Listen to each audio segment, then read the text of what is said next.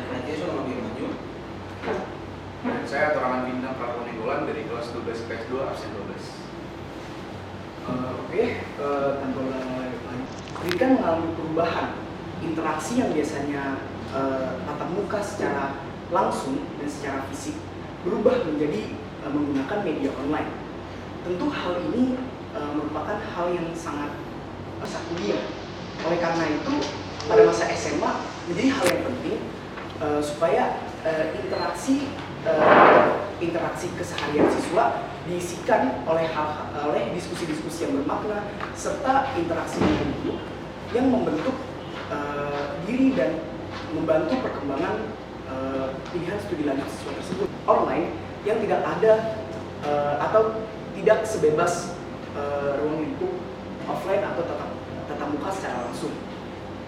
Sehingga pada penelitian kali ini kelompok kami ingin mengkaji ada atau tidaknya.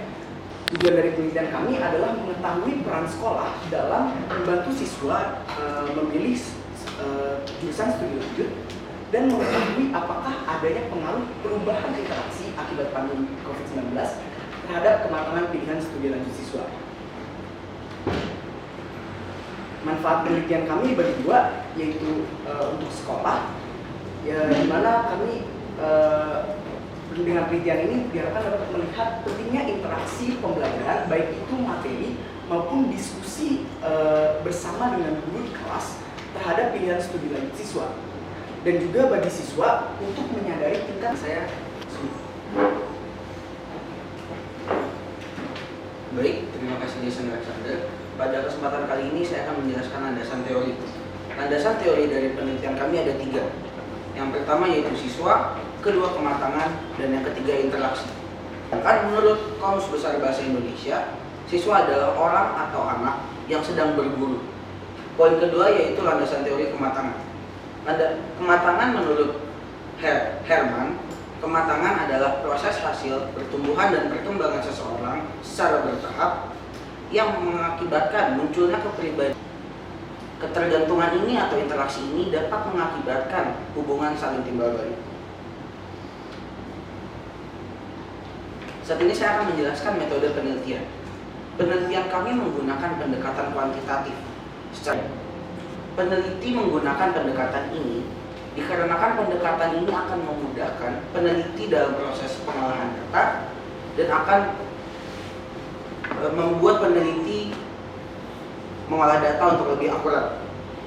Jenis penelitian yang peneliti lakukan, kedudukan yang sama pada saat PJJ kemarin.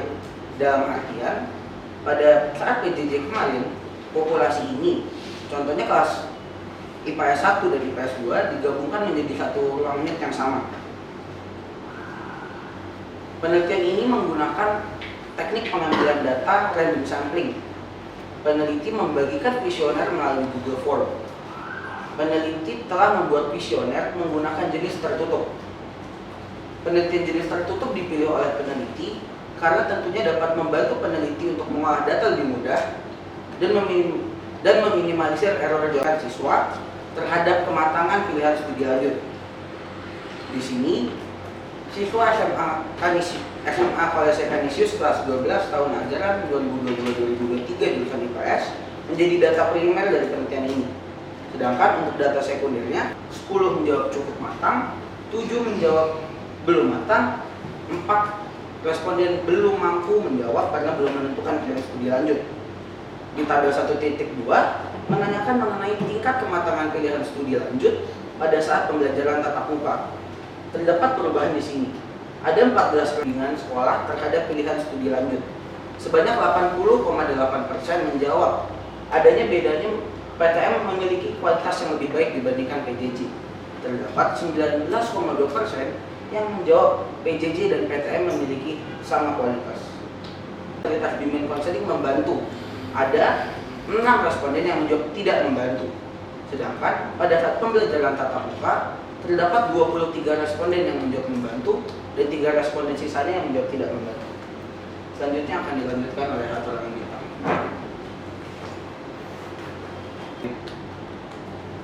Dari keseluruhan data yang diperoleh, dapat dinyatakan bahwa pengaruh perubahan interaksi pembelajaran memberikan pengaruh terhadap kematangan pilihan studi lanjutan siswa.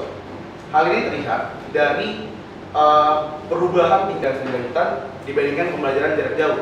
Hal ini juga mengartikan bahwa PJJ tidak memberikan kualitas yang sama dengan pembelajaran tatap muka. Hal ini didasari oleh faktor-faktor di mana pada saat pembelajaran jarak jauh, mayoritas siswa tidak merasa bahwa mampu berdialog, mampu berinteraksi dengan baik dengan para guru dan pihak sekolah karena terbatas oleh ruang virtual, sehingga mereka kesulitan dalam hal waktu, kondisi, dan juga ruang untuk berinteraksi secara bebas. Hal ini yang mengakibatkan keluarga dan lingkungan pergaulan memiliki porsi yang lebih besar dalam memberikan pengaruh terhadap kematangan pilihan studi lanjutan siswa. Karena kedua pihak tersebut memiliki porsi interaksi yang lebih banyak pada saat pembelajaran jarak jauh, sehingga mereka memberikan dampak yang lebih besar pada siswa untuk menentukan informasi education fair dan informasi dari bimbingan konseling, di mana peran sekolah nampak pada hal tersebut. Jadi pada perubahan pola interaksi yang ada mengakibatkan terjadi pergeseran bagaimana cara siswa untuk dalam menambahkan opsi mereka, memberikan mereka pengetahuan dalam menentukan studi pilihan lanjutan. Hal ini sebenarnya disebabkan oleh hal yang cukup sederhana, di mana pada saat perubahan interaksi ini, mayoritas siswa merasa pada saat PJJ mampu berdialog dengan teman-temannya di luar jam pelajaran, untuk berdialog dengan para guru. Saran kami untuk pihak sekolah dan untuk siswa, untuk sekolah mungkin kami lebih mengedepankan menyarankan agar memfokuskan pertanyaan atau kuesioner yang memuji atau meyakinkan bagaimana kematangan siswa dalam agar menggunakan data dari bimbingan konseling atau data tentang studi lanjutan dari tahun-tahun pendidikan sebelumnya. Sekian presentasi dari kelompok kami. Saya mewakili kelompok memohon maaf jika ada kesalahan dalam pemaparan data atau penyajian data, dan semoga paper ini dapat berguna bagi perkembangan tingkat kematangan siswa dan bagaimana kita menganalisis hal tersebut. Terima kasih. Saya kembalikan waktu dan tempat semuanya kembali kepada Bapak. Terima kasih atas presentasinya. Penelitian ini sungguh menarik karena dari sini kita dapat melihat bagaimana sebenarnya perubahan dan pembelajaran dari online ke offline sebenarnya dapat mempengaruhi pengambilan keputusan siswa untuk menentukan studi lanjut mereka. Oleh karena itu, sekarang saatnya kami memberikan kesempatan kepada para penanggap yang berisikan mahasiswa kelas 11 untuk menyampaikan kritik, saran, masukan, dan juga umpan balik. Kami mohon sebelum menyampaikan pertanyaan, mohon teman-teman menyebutkan nama dan kelas terlebih dahulu. Para penanggap, saya persilakan. Perkenalkan, nama saya Alkan Yudhus Wajud dari kelas 11 1 absen 17. Semua menyanggah, saya ingin memprofesikan para kelompok karena telah mempresentasikan materi ini dengan baik dan benar, sehingga materi ini bisa kita cerna dengan baik. Namun saya mempunyai pertanyaan, karena pembelajaran jarak jauh tentunya membutuhkan gadget ya. Nah, apakah ada masalah keterbatasan gadget saat pembelajaran jarak jauh sehingga itu bisa mempengaruhi para siswa kelas 12 terkait kematangan pilihan jurusan, dan jika ada, apa solusinya? Perkenalkan, nama saya Marcel Chung dari kelas 1. Menurut saya topik ini menarik karena topik yang Anda bahas ini sekarang sangat relevan dengan siswa-siswa kelas 11 dan 12 untuk kuliah ya. Menurut saya sudah dijelaskan dengan baik, dan saya ada pertanyaan itu. Menurut kalian, apakah sekolah sudah efektif dengan memberikan persiapan kepada siswa untuk studi lanjut atau belum?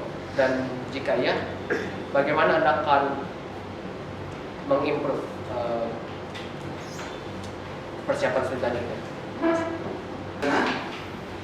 Pada saat online, satu Indonesia bahkan hampir seluruh dunia ini mengalami yang namanya perubahan interaksi pembelajaran yang ada awalnya PTM menjadi PJJ, dan tentunya ini tidak ada yang menghilang. Maka dari itu perubahan atau masalah-masalah ini akan menimbulkan masalah lainnya. Contohnya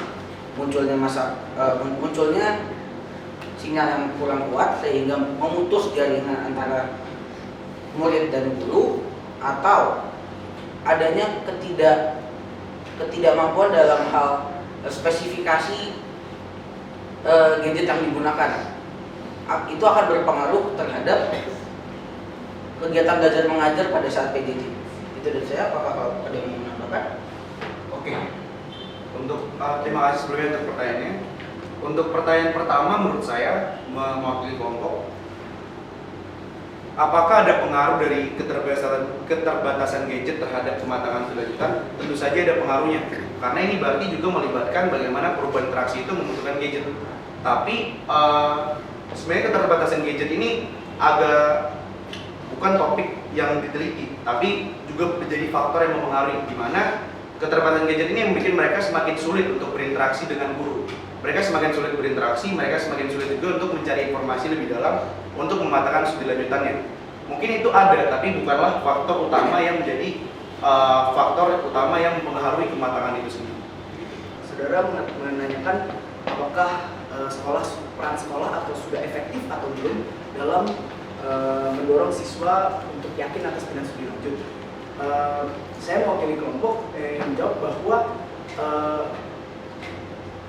peran sekolah memang sudah cukup baik dalam membina dan membimbing para siswa terhadap pilihan studi lanjut mereka, seperti dengan adanya education fair dan bimbingan konseling sehingga mampu membentuk dan mengarahkan siswa ke pilihan studi lanjut. Namun balik lagi ke topik penelitian kami, ada faktor lain atau masalah yang kami teliti secara keseluruhan, yaitu adanya pandemi COVID-19. Jadi memang sekolah sudah memberikan media melalui education fair secara online yang mungkin memberikan efek yang sama seperti yang tadi sudah disajikan dengan pada masa offline. Namun namun peran terbesar dalam mematangkan pilihan studi lanjut siswa adalah orang tua dan juga teman-teman lingkungan sepergaulan, dikarenakan siswa lebih sering berinteraksi dengan mereka saat pembelajaran jarak jauh. Ada yang ditambahkan? Apakah pertanyaan-pertanyaan terjawab? Baik, selanjutnya kita akan memulai sesi tanya jawab dengan para penguji. Kita akan mulai dari penguji materi terlebih dahulu, Bapak Petrus Jumadi. Beberapa Petrus, saya silakan. Oke, terima kasih moderator. Mari kita tepuk tangan untuk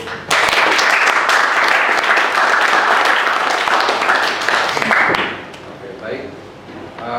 Setelah saya membaca, saya ngeprint hasil karya dari kelompok ini, saya memulai dari halaman 5. Halaman 5, peneliti mengutip pendapat Harap pada tahun 2014. Dari kutipan ini, saya berpendapat bahwa Harap ini melakukan survei kepada mahasiswa Indonesia, dan hasilnya adalah 87% di antaranya merasa kuliah pada jurusan yang salah. Bila peneliti mengutip pendapat ini, setelah membaca dan memahami ini, menurut Anda, apa gambaran pendapat ini? Apa gambaran pendapat ini? Atau dengan bahasa lain, kira-kira faktor penyebab apa yang membuat hampir sebagian besar mahasiswa di Indonesia itu salah jurusan?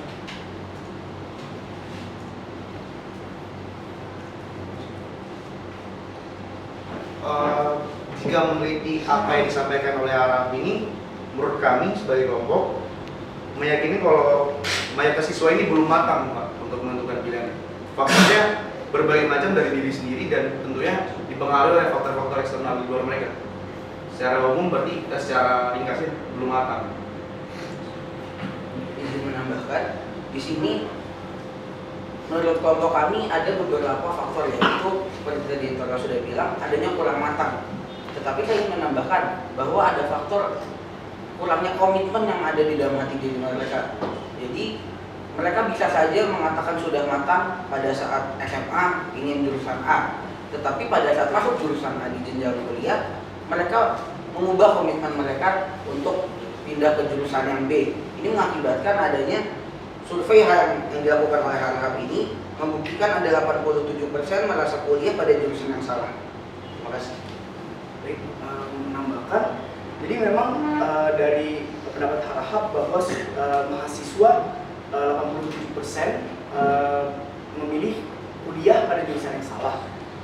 Faktor yang mempengaruhi memang kematangan, mereka belum matang dalam pilihan studi lanjutnya. Hal ini seperti yang kami jelaskan pada penelitian kami dibentuk karena interaksi dengan pihak sekolah, interaksi dengan teman. Mungkin yang mereka percayai atau yang mereka dengarkan, karena kan interaksi itu membentuk individu, membentuk keputusan dan mempengaruhi.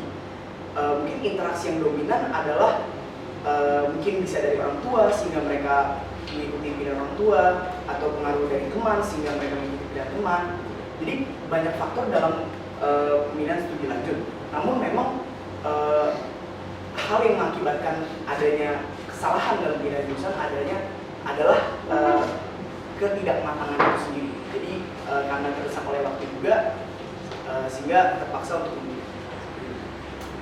Baik, saya setuju dengan pendapat Anda bahwa pasti semua orang akan mengatakan bahwa siswa SMA bahkan mahasiswa pun adalah kelompok muda yang belum matang. Pertanyaan saya lebih lanjut, saya akan mengejar kematangan Anda.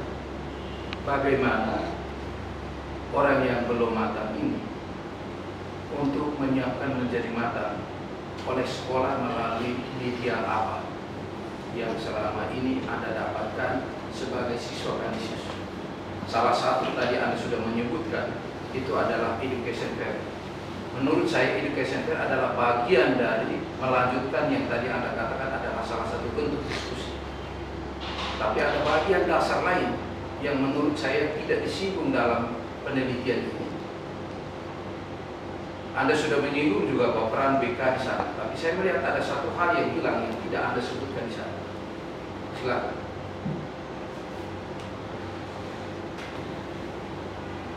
Baik, izin menjawab.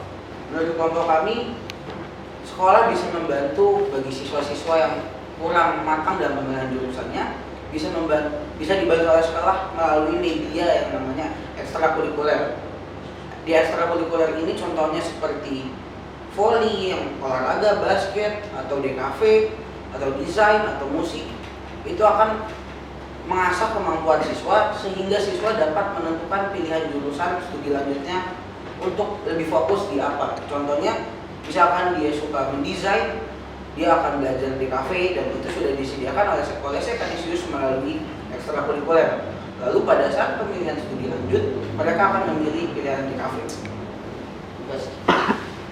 Sebenarnya ada satu hal lagi yang secara tersirat kami juga sampaikan sebagai media sekolah dalam membantu siswa untuk mematangkan pilihan studi lanjutannya, yaitu pembelajaran, Pak. Di mana di pembelajaran siswa diberitahu materi apa yang akan didiskusikan, diarahkan untuk belajar itu, sehingga dia memiliki opsi untuk menekuni bidang pembelajaran apa pada studi lanjutannya. Selain itu juga yang sebelumnya kami sudah bahas di jurnal kami, di mana interaksi-interaksi dengan guru itulah yang mematangkan mereka, karena mereka jadi tahu, mereka jadi bertanya banyak, mereka mulai tertarik, mereka mulai hilang minat, sehingga pada saat itulah mereka memutuskan mana pilihan studi lanjutan berdasarkan pembelajaran yang diberikan. Gitu loh. Terima kasih. Menambahkan dari kelompok kami, hal yang ditekankan adalah interaksi. Jadi komunikasi keseharian itu lah yang menjadi dasar pembentukan tingkat kematangan itu sendiri, Pak. Jadi komunikasi dengan guru seperti kami yang alami setiap hari, apabila kami bingung akan suatu jurusan atau bagaimana ke depannya, mungkin kami akan bertanya kepada guru kami seperti apa prospek kerjanya, seperti apa yang dipelajari di jurusan tersebut dan lain sebagainya. Menurut kami interaksi itulah yang nantinya akan membentuk kematangan siswa dalam bidang studi. Oke, baik, saya langsung tunjukin aja. Untuk peran BK yaitu apa? Yaitu tes minat dan bakat itu harus menjadi dasar. Karena tes minat dan hasilnya ini akan didiskusikan bersama siswa. Saya tidak tahu kalau BK, tapi idealnya adalah setelah seseorang mengikuti tes minat dan bakat, maka hasil tes itu harus BK mengundang siswa, mengundang orang tua untuk mendiskusikan dan melihat. Kemudian dalam proses perjalanan, nanti kematangan itu akan ditunjangi dengan bagaimana ketertarikan itu di bidang ekskul yang memperkuat dia kemana. Kemudian bagaimana anak itu diperkuat dengan pelajaran-pelajaran yang mendukung di sana.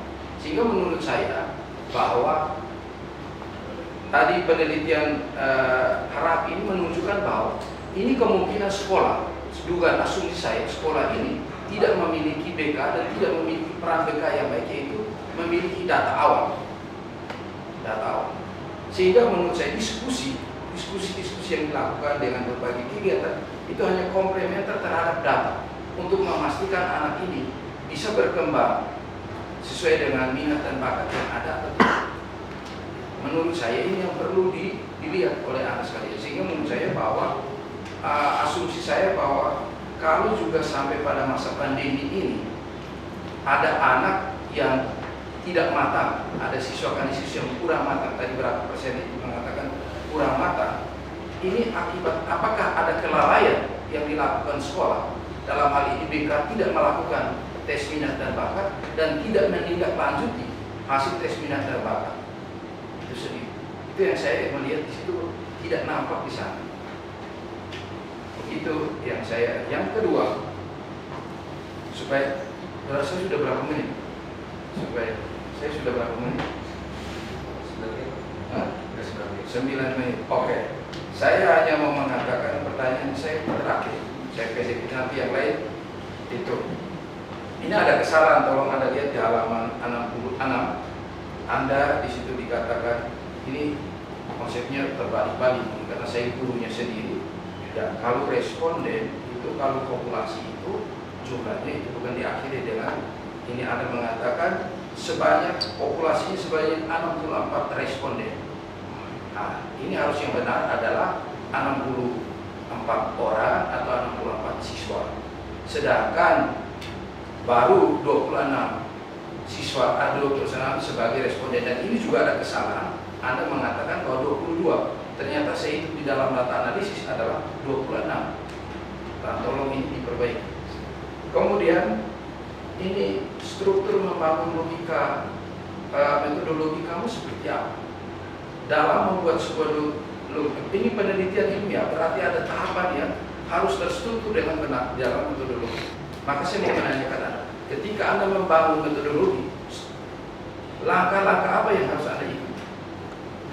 Langkah pertama apa, kedua, ketiga, dan keempat apa? Silakan, ini pertanyaan saya. Setelah ini saya kembalikan ke moderator.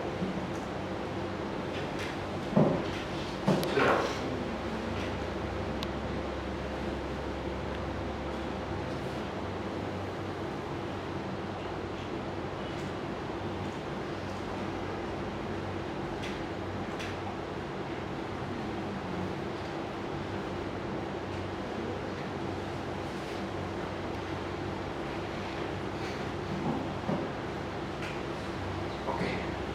Untuk metode penelitian, sebenarnya langkah penyusunan yang tepat kita menentukan dulu penelitian apa yang akan dilakukan jenis penelitiannya, lalu baru dilanjutkan bagaimana cara kita mencari data dari penelitian tersebut, bagaimana caranya, sehingga setelah itu kita menentukan apa populasi dari data yang kita cari ini, lalu menyaring siapa yang layak atau mewakili untuk menjadi sampel. Setelah itu di metode penelitian juga kita mencari cara untuk bagaimana meneliti data tersebut. Sebelumnya kita juga mencari bagaimana instrumen atau alat apa yang kita gunakan untuk mengumpulkan data tersebut.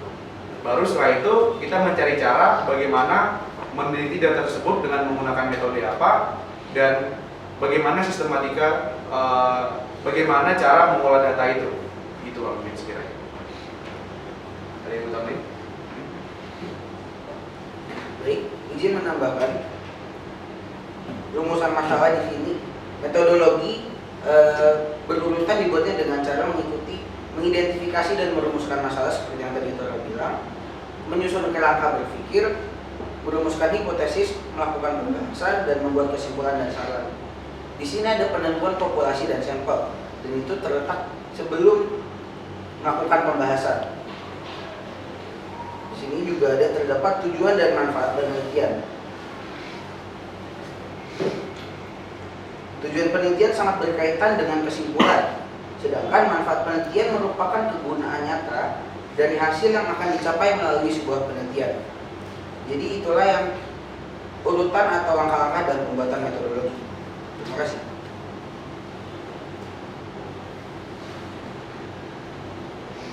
Baik, saya mau menanggapi aja sedikit ya.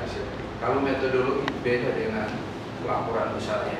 Metodologi itu seperti yang tadi sudah dikatakan, itu pertama Anda harus memastikan bahwa Anda jenis penelitianmu apa. Setelah itu yang Anda harus tentukan yang kedua adalah populasimu. Setelah populasi adalah Anda tentukan sampel yang akan menjadi responden. Dan pasti Anda ingin mendapatkan data dari responden, maka peneliti harus membuat yang namanya instrumen penelitian, yaitu menentukan Anda memakai angket. Nah, setelah angket, kemudian Anda harus mengolah data. Nah, ingat di sini Anda tidak menyebutkan Anda menggunakan Google Form. Fungsi Google Form itu ada dua macam. Satu adalah untuk mengirim angket kepada responden untuk diisi. Tetapi sekaligus Google Form yang Anda gunakan itu sebagai alat untuk mengolah data. Karena dia langsung keluar. Saya lihat Anda di sini menggunakan tabel diagram lingkar. Itu kan bukan buatan Anda sekalian, tapi itu buatan dari Google Form itu sendiri. Maka itu harus dijelaskan. Kemudian dari data itu baru Anda menggunakan analisis, yaitu analisis tadi yang sudah Anda katakan itu. Saya pikir tolong nanti diperbaiki urutannya supaya tidak sampai karena ini ilmiah, dia punya strukturnya sudah cukup jelas. Penelitian apapun, penelitian sosial apapun, pasti struktur. Baik, terima kasih Pak Petrus. Sekarang ada yang menguji bahasa Pak Widi. Kepada Pak Widi, saya persilakan. Baik, langsung saja, saya tidak banyak ucapkan dulu. Oke, teman-teman, selamat atas proses ini. Saya hanya akan sedikit klarifikasi atau minta penjelasan. Ada beberapa bagian yang mau saya tanyakan. Yang pertama informatif dulu. Ini yang gampang-gampang. Pada daftar pustaka ini Anda menggunakan model yang mana? Karena misalnya pada Kementerian Pendidikan guru berbagi itu soal misalnya, lalu di ruang guru juga diakses karena sebetulnya yang berbeda dengan yang lain-lain. Misalnya pada Tirvianti ini sama-sama sumber dari internet, ini mengapa berbeda? Nah, terus kemudian saya akan langsung ke masih informatif.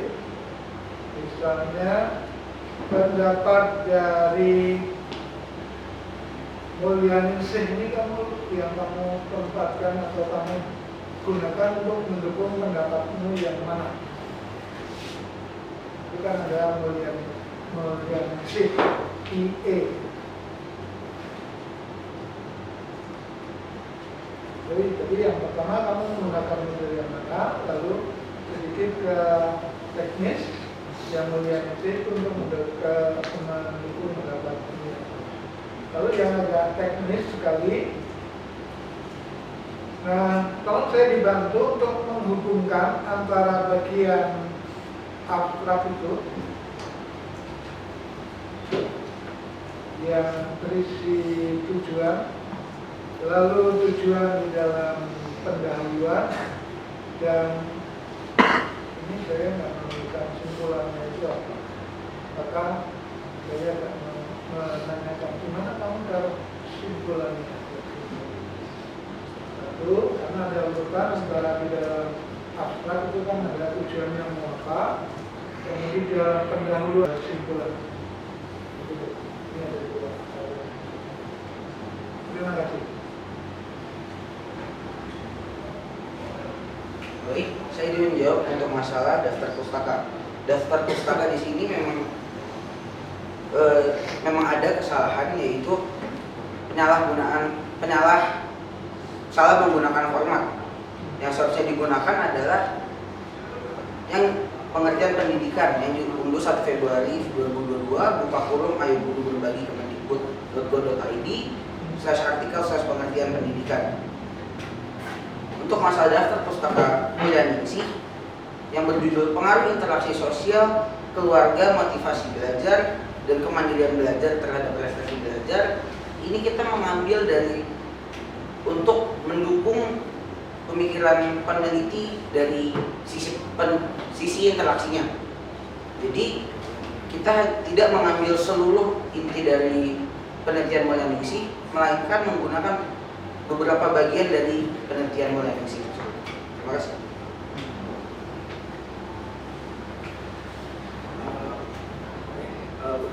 Saya akan menjawab Pak yang tadi yang untuk yang Milyaningsih, kan kami penelitiannya mengenai interaksi dengan keluarga, dengan sekolah, dengan individu lain. Karena interaksi pembelajaran semasa COVID ini lumayan kompleks dan karena yang kita temukan di hasil penelitian kita juga sedikit adanya peran keluarga yang lebih dominan dari pada pihak sekolah. Jadi kami mencari pendapat yang menyatakan bahwa interaksi ini itu berpengaruh terhadap pembentukan siswa. Dan di sini di tulisan Milyaningsih ini menjelaskan kalau misalnya interaksi dengan keluarga itu mempengaruhi prestasi belajar, tapi dalam konteks di penelitian Milyaningsih ini dijelaskan lebih ke arah interaksi bersama dengan keluarga itu berpengaruh pada siswa itu sendiri. Seperti itu. Lalu juga di yang abstrak Pak, memang yang abstrak yang bahasa Indonesia ini kami agak sedikit kami menyadari bahwa kami salah, bahwa di kesimpulan di abstrak bahasa Indonesia ini belum kelalaian kami belum mencantumkan. Tapi untuk dari abstrak yang bahasa Inggris kami sudah membuat kesimpulannya di bagian akhirnya Pak. Jadi memang kelalaian dari kami untuk tidak membuat kesimpulannya. Oke, untuk kesimpulan tadi yang minta diarahkan, kesimpulan kami sebenarnya bertujuan untuk menjawab rumusan masalah dan tujuan penelitian Pak, di mana tujuan penelitian kami adalah mengetahui apakah ada pengaruh perubahan interaksi terhadap kematangan studi siswa dan peran sekolah. Dan di bagian kesimpulan kami menjawabnya dengan bahwa ada perubahan itu di mana terjadi pergeseran dan namun tetap menghadirkan terdapat peran sekolah di situ di bagian education fair dan bimbingan konseling. Begitu Pak buat kesimpulan. Terima kasih.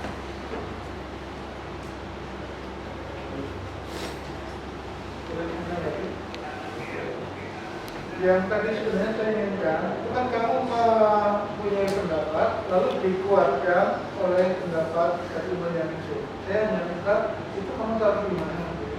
Di bagaimana? Kalau kamu sesuai.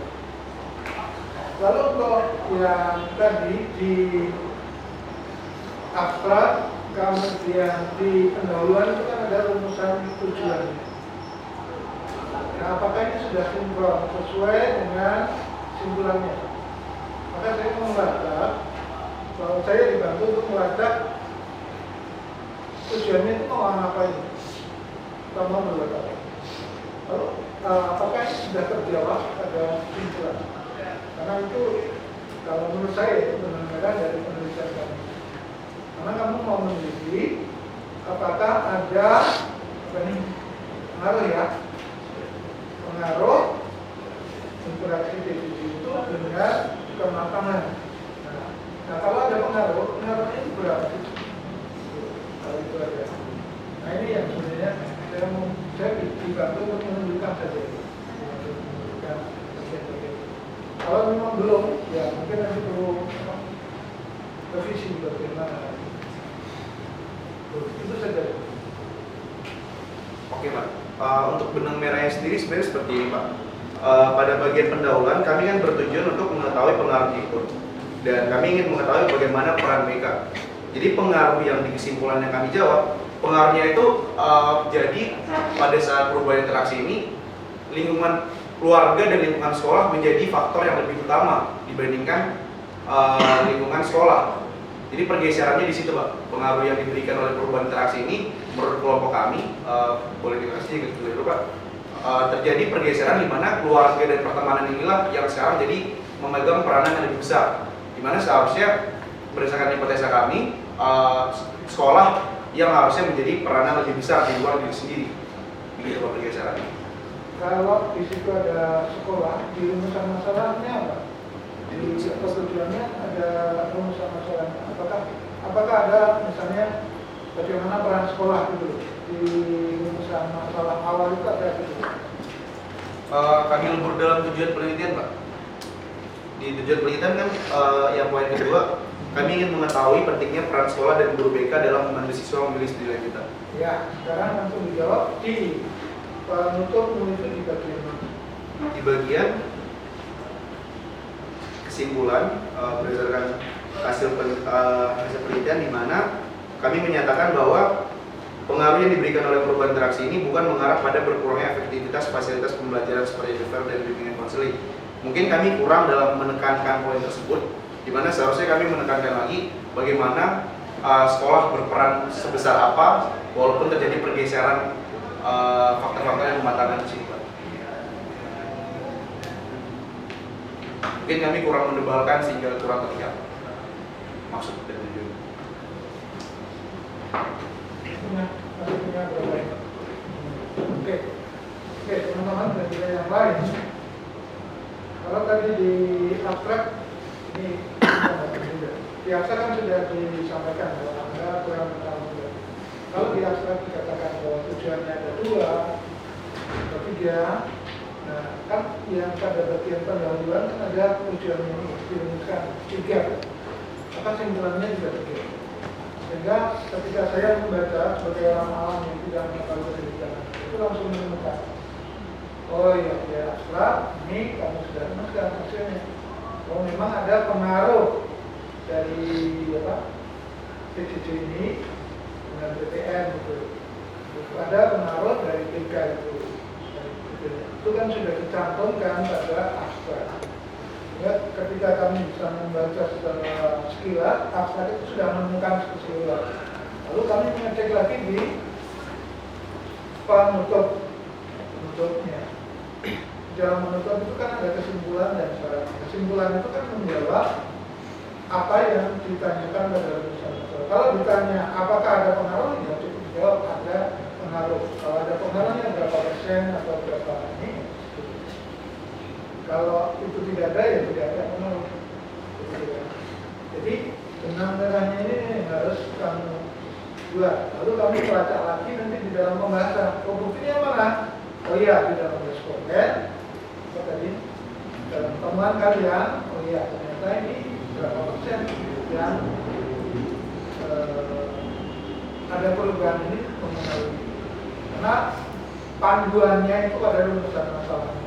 Maka kami kalau menjalankan ini nanti yang harus dipertegas lagi adalah ketajaman kamu merumuskan rumusan masalah. Dan itu nanti akan berkaitan dengan tujuan tersebut.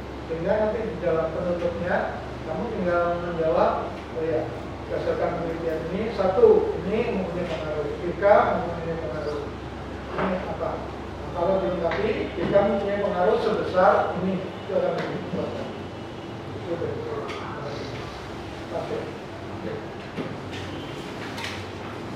Baik, terima kasih kepada Pak Penguji yang telah memberikan pertanyaan dan masukannya. Bagi kelompok selanjutnya adalah sesi bagi para audiens untuk menanyakan pertanyaan kepada para penyaji. Bagi para penanya yang belum. Saya Christopher Gunawan, kelas 10-2. Yang saya mau tanyakan itu akan ada situasi-situasi yang seperti pada 2020 di mana sekolah-sekolah itu akan terpaksa menggunakan PJJ yang kurang efektif daripada yang PTM. Itu jadi untuk mengurangi dampak buruk yang didapatkan dari PJJ, itu apa yang bisa dilakukan saat dan setelah terjadi PJJ? Boleh dipersingkat lagi pertanyaan? Masker di luar. Secara singkat, apa yang bisa dilakukan untuk mengurangi dampak negatif yang terjadi PJJ yang didapatkan dari PJJ saat dan setelah PJJ?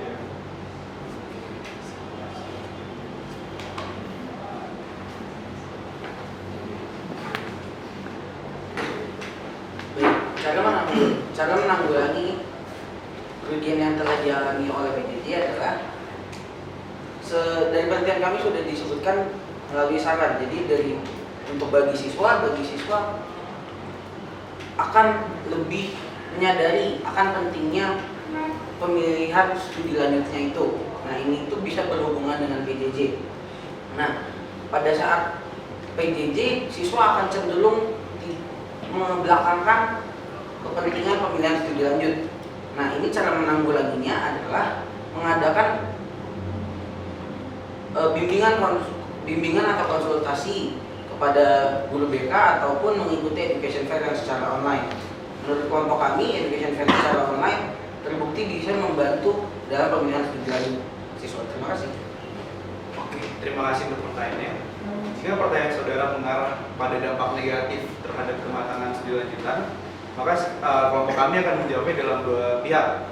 Untuk pihak siswa, untuk menanggulangi dampak negatif terhadap kematangan studi lanjutan mereka dari PJJ, maka mereka harus mencari cara atau formula mereka sendiri bagaimana dampak negatif ini dapat reduksi dengan cara yang mereka tentukan sendiri, seperti diskusi dengan teman, lebih memperbanyak riset di internet jika dampak negatif PJJ ini mulai mengganggu kematangan mereka. Dan pihak sekolah juga harus mencari dan mengetahui bagaimana kondisi siswa terhadap kematangan ini, bukan hanya memberikan opsi-opsi atau informasi mengenai studi lanjutan, tapi pendekatan personal satu persatu bagaimana kematangan ini dan bagaimana kemajuan siswa. Begitu. Apakah cukup menjawab? Sama-sama. Baik, masih ada 2 menit tersisa. Apakah masih ada dari para ahli yang ingin menanyakan para penyanyi?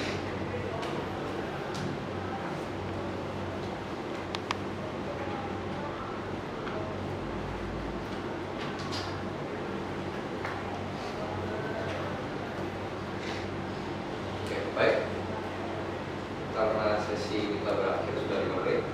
Sekarang tiba kita di penghujung acara. Mari kita berikan tepuk tangan